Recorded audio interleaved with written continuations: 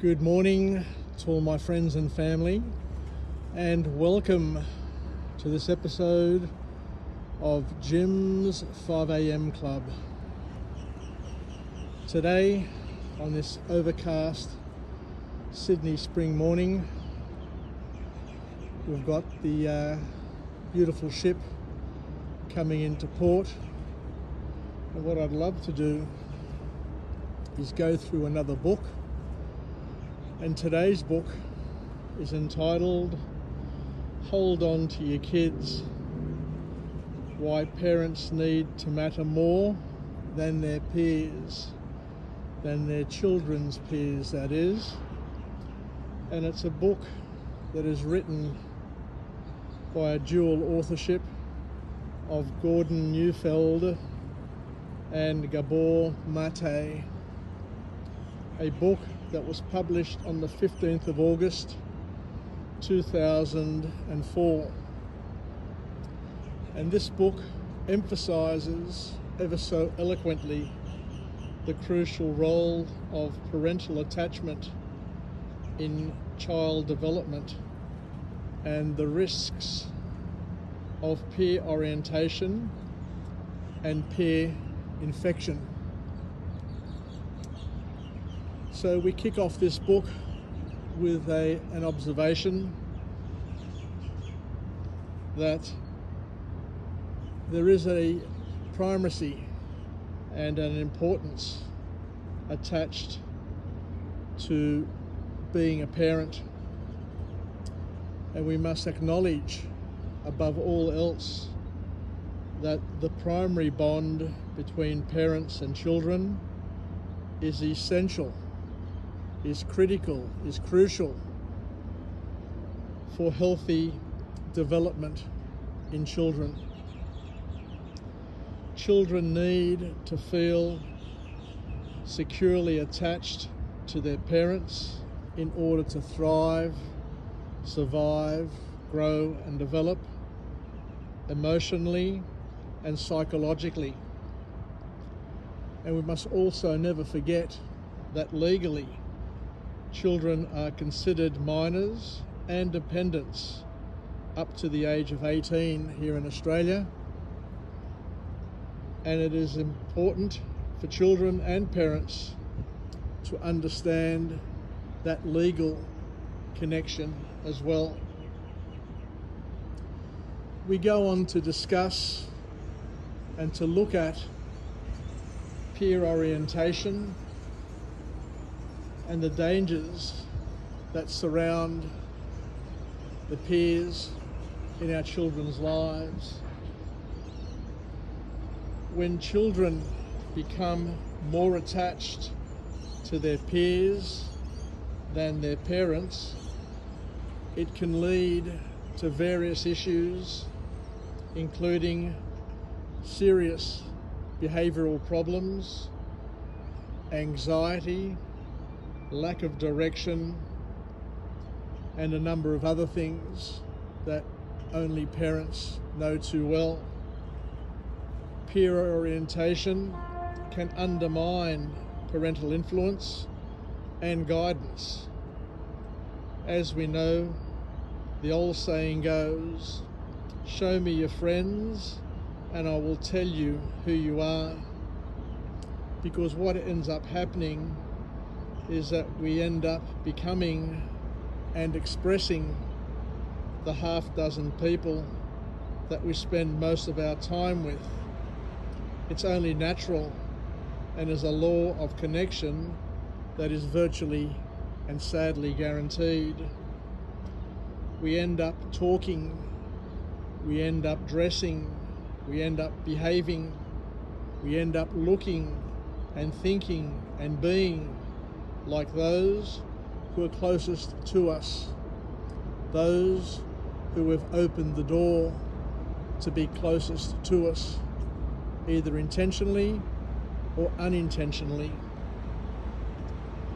We need to cultivate connection as parents, and to do so, we need to spend quality time with our children and engage in productive activities that strengthen the bond This helps ensure that our children see us as their primary source of support and guidance. And the greatest gift that you can give your child is the gift of time and your undivided attention. We need to become and to constantly be emotionally available to our children and our families, and to be responsive to our children's needs, and to show the necessary empathy, and to listen actively and to validate their feelings in order to build a strong and lasting emotional connection. The reality is that we only get one chance to be a great parent, and the advice is for us to not waste it, not to blow it, because once the bond is broken, it's broken forever, and nothing you can do can repair the damage caused by a broken and damaged parent-child bond. The author encourages us to set boundaries and to establish clear and consistent boundaries to provide a sense of security and structure. And children need to understand the limits and expectations within a loving and supporting environment. We must acknowledge that there is a fine line between too much and too little connection.